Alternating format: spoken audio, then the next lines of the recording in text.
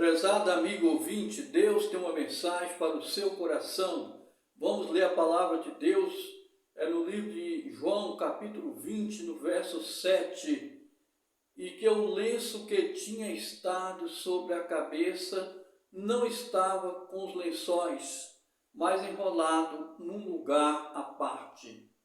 Então, amados irmãos e amigos, vamos fazer aqui uma pequena reflexão bíblica sobre o tema, o lenço de Jesus. Aquele lenço que estava na cabeça de Jesus quando ele foi sepultado, não estava com os lençóis, mas enrolado num lugar à parte. O túmulo estava vazio. Isso significa, meu amado irmão e amigo, que Jesus venceu a morte, arrebentou com a morte e ressuscitou dentre os mortos para a nossa grande vitória. O apóstolo Paulo falou, movido pelo Espírito Santo: onde está, ó morte, o teu arguilhão? Onde está, ó inferno, a tua vitória? Ora, o arguilhão da morte é o pecado, e a força do pecado a lei, mas graças a Deus que nos dá a vitória por nosso Senhor Jesus Cristo. Então, amados irmãos e amigos, isso está em 1 Coríntios 15, do verso 55 a 57. Pois assim também afirma a palavra de Deus. E no primeiro dia da semana, Maria Madalena foi ao sepulcro de madrugada, sendo ainda escuro, e viu a pedra retirada do sepulcro. Correu, pois, e foi a Simão, Pedro, e ao outro discípulo a quem Jesus amava, e disse-lhes: levaram o Senhor do sepulcro, e não sabemos onde o puseram. Então Pedro saiu com outro discípulo, e foram ao sepulcro, e os dois corriam juntos, mas o outro discípulo correu mais apressadamente do que Pedro, e chegou primeiro ao sepulcro. E abaixando-se, viu no chão os lençóis, todavia não entrou. Chegou, pois, Simão Pedro, que o seguia, e viu no chão os lençóis. E o lenço que tinha estado sobre a cabeça não estava com os lençóis, mas num lugar à parte. Entrou também o outro discípulo, a quem chegara primeiro ao sepulcro, e viu e creu, porque ainda não sabia a Escritura, que era necessário que ressuscitasse dos mortos, conforme João 20, de 1 a 10. Tornaram, pois, os discípulos então para casa. Então, amados irmãos e amigos, nós verificamos que Jesus ressuscitou e apareceu a Maria e também aos seus discípulos.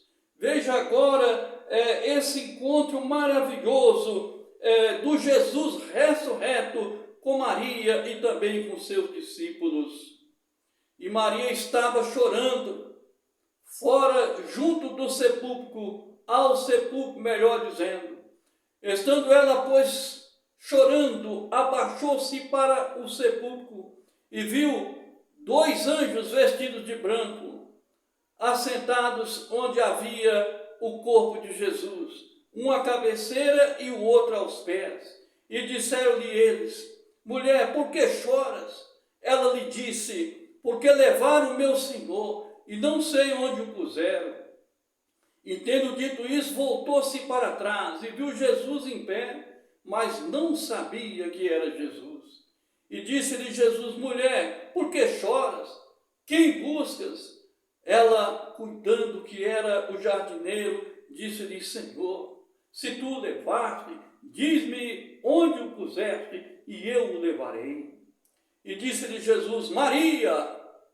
Ela, voltando, disse-lhe: Rabone, que quer dizer mestre. E disse-lhe Jesus: não me detenhas, porque ainda não subi para meu Pai, mas vai para meus irmãos e diz-lhes que eu subo para meu Pai, vosso Pai, meu Deus e vosso Deus.